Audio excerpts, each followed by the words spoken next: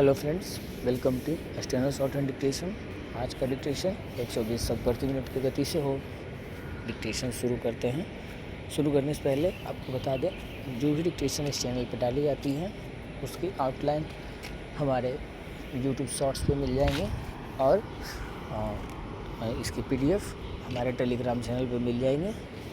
ठीक है, चलिए शुरू करते हैं। आज का डिक्टेशन रेडी, स्टार्ट।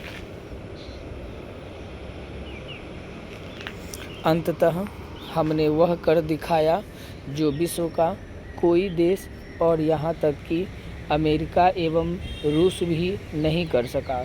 इसरो यानी भारतीय अंतरिक्ष अनुसंधान संगठन ने चंद्रयान-3 के लैंडर को चंद्रमा के दक्षिणी ध्रुव पर सफलतापूर्वक पहुंचाकर देश ही नहीं दुनिया को चमत्कृत करने का काम किया और भारतवासियों एवं भारत प्रेमियों को गर्व की ऐसी अनुभूति कराई जो सीना चौड़ा करने के साथ ही हर्षित और मुदित करने वाली है।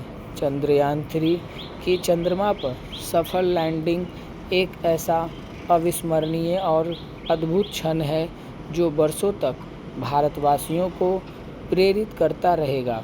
यह एक ऐसी शानदार उपलब्धि है जो सचमुच स्वर्णाक्षरों में लिखी जाएगी। इस उपलब्धि के ने हम भारत के लोगों में जिस उत्साह और उमंग का संचार किया है वह अकल्पनीय है। निसंदेह इसके पहले भी चांद पर अन्य देशों के यान पहुँचे हैं, लेकिन उसके उस दक्षिणी छोर पर कोई नहीं पहुंचा जो अनजाना है और जहां किसी यान का पहुंचना बहुत कठिन माना जाता है। इसके पहले भारत ने चंद्रयान-2 के जरिए चंद्रमा के दक्षिणी ध्रुव पर पहुंचने की कोशिश की थी, लेकिन अंतिम समय में कुछ गड़बड़ी हुई और बात बन नहीं सकी। भले ही उसे लेकर कुछ देशों ने तंज कसे हों, लेकिन वह पूरी तरह विफल नहीं था। उस अभियान ने हमारे विज्ञानियों को यह सीखने समझने में सहायता प्रदान की कि आगे क्या सावधानी बरतनी है। चंद्रयान-3 की सफलता ने न केवल इसरो की प्रतिष्ठा में 4 चांद लगाए हैं, बल्कि भारत का भी मान बढ़ाया है।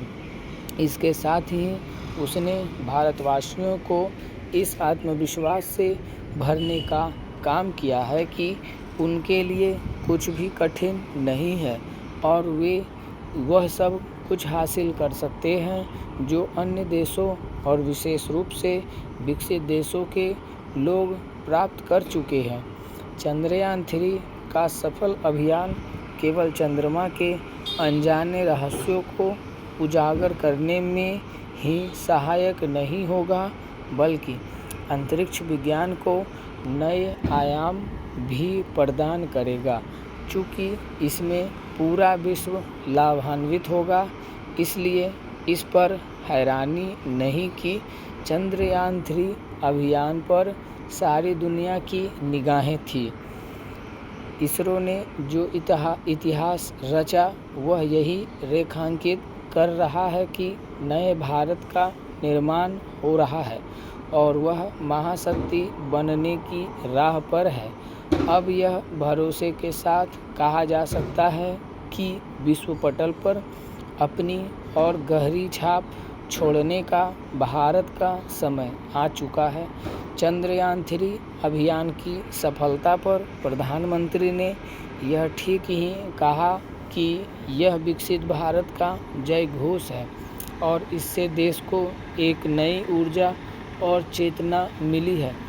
उन्होंने चंद्रयान-3 की सफलता को जिस तरह नए भारत की नई उड़ान करार देते हुए इसे अमृतकाल की प्रथम प्रभा में अमृत वर्षा की संज्ञा दी, उससे इस यकीन को बल मिलता है कि वर्ष 2047 तक भारत विकसित राष्ट्र बनने के अपने सपने को वास्तव में साकार करने की दिशा में बढ़ रहा है।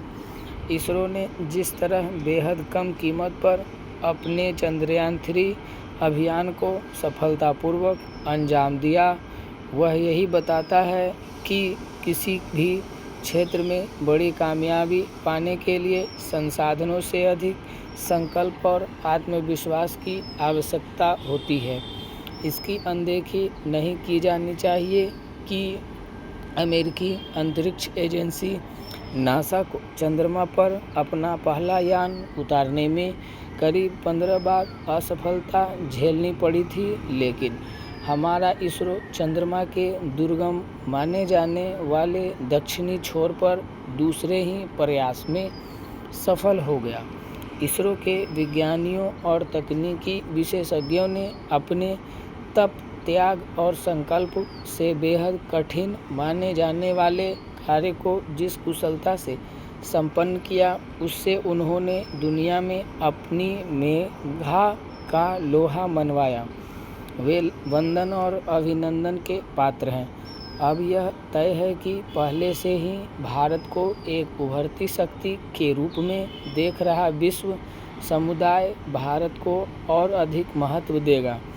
इसरो ने सफलता की जो गाथा लिखी, उससे हमारी अन्य संस्थाओं को भी प्रेरणा लेनी चाहिए और उन्हें भी अपने अपने क्षेत्र में उत्कृष्ट बनने का संकल्प लेना चाहिए। इससे ही भारत को विकसित देश बनाने में आसानी होगी। Thank you.